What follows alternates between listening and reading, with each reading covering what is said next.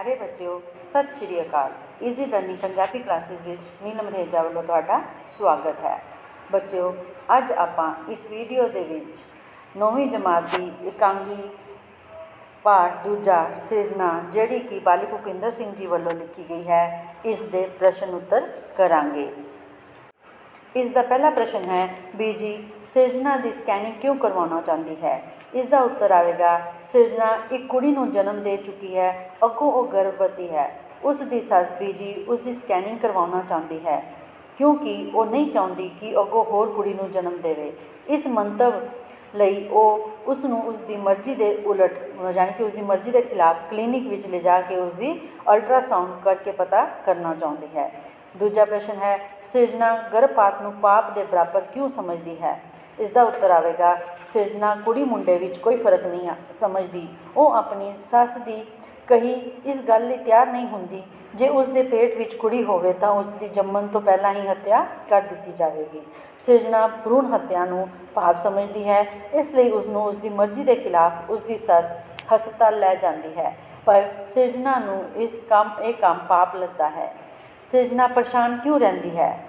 इसका उत्तर आएगा जिन्ना चिर सिरजना यह फैसला नहीं लै लैंदी कि उसने किसी भी कीमत पर अपनी अनजन्मी धी नूं बचाउणा है, वो बुरी तरह परेशान रहती है। उसकी सस उसकी स्कैनिंग लई उसनूं मजबूर करती है तो उसका पति कुलदीप भी उसनूं सहयोग नहीं दिंदा।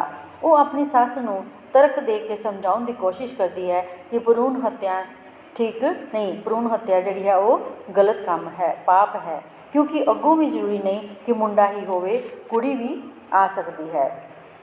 सिरजना एक संवेदनशील माँ किवें है। इसका उत्तर है सिरजना एक संवेदनशील माँ है। जदों उसकी सस बीजी उसनूं भ्रूण हत्या की गल करती है तो उसकी अंदरली दुनिया विच कुछ हुंदा है। जदों दी उसके अंदर दी करुंबल फुट्टी सी उसनूं बड़ा चंगा लग रहा सी। वो सोचती है कि वो अपने अंदर एक सिरजना कर रही है। उसनूं अपने औरत होने का मतलब समझ आउण लगता है। पंजवां प्रश्न है जेकर पढ़े लिखे लोग भी मुंडे कुड़ी विच फर्क करन लग जाण तो सोसाइटी का की बनेगा। इस कथन बारे तुहाडे की विचार हैं। इसका उत्तर आएगा सिरजना एकांगी दी डॉक्टर एक समझदार औरत है जो सिरजना नूं समझाउंदियां होया कहती है कि वो एक पढ़ी लिखी मुटियार है। जेकर पढ़े लिखे लोग भी मुंडे कुड़ी विच फर्क करन लग जाण तो सोसाइटी का की बनेगा। डॉक्टर सिरजना नूं आखदी है कि भ्रूण हत्या की समस्या सिर्फ उन्हां ही नहीं समूची सोसाइटी की है, उन्हां दी ही नहीं सिर्फ समूची सोसाइटी की है। एक इकल्ली समूची सोसाइटी एक बदलाव नहीं लिया सकती, होरनां नूं भी उस वर्गी सोच रखनी चाहिए है। इस तो बाद है वड्डे उत्तरां वाले प्रश्न। बीबी सिरजना के पेटों मुंडे का जन्म क्यों चाहती है। बीजी 40 किले जमीन और शैलर की मालक है। वो सिरजना की सस है। उसकी नूंह सिरजना पहला ही एक कुड़ी नूं जन्म दे चुकी है और वो कुड़ी मुड़ गर्भवती है, इसलिए बीजी नहीं चाहती कि अगों वो होर कुड़ी नूं जन्म देवे। इस मंतव लई वो उसनूं उसकी मर्जी के खिलाफ हस्पताल ले जाना चाहती है ताकि वो उसकी अल्ट्रासाउंड करा के पता लगा सके कि अगों वो मुंडे नूं जन्म देवेगी जां कुड़ी नूं। जे उसके गर्भ विच कुड़ी पल रही है तो उसका गर्भपात करवा देवे, पर सिरजना इस काम नूं ये पाप उसनूं की लगता है, ये काम जिहड़ा है पाप है। सिरजना के मजबूत इरादे अगे बीजी की कोई पेश नहीं चलती। अगला प्रश्न है कुलदीप सिरजना नूं फोन ते किस दी मर्जी अनुसार चलने लई कहता है। इसका उत्तर आएगा कुलदीप बीजी का लाडला पुत्र है तो सिरजना का पति। वो अपनी माँ उत्ते लोड़ तो वध यकीन करता है। जदों सिरजना अपने पति कुलदीप नूं फोन ते दसदी है कि बीजी उसनूं जबरदस्ती स्कैनिंग करवाउण लई क्लीनिक लैके आए हैं तो वो उसनूं कहता है कि जो कुछ भी उसकी माँ कहेगी सही ही करेगी। कुलदीप अपनी पत्नी सिरजना की गल ध्यान नाल नहीं सुनता और ना ही उसनूं सही ढंग नाल जवाब दिंदा है। वो सारी गल अपनी माँ उत्ते ही सुट दिंदा है। फिर वो सिरजना का फोन ये कह के कट दिंदा है कि वो एक जरूरी मीटिंग के विच बिजी है। वो उवें ही करे जिवें उसके बीजी कह रहे हैं। तीजा प्रश्न है जदों सिरजना कुलदीप नूं दूजी बार फोन करती है तो वो की पुछदा है।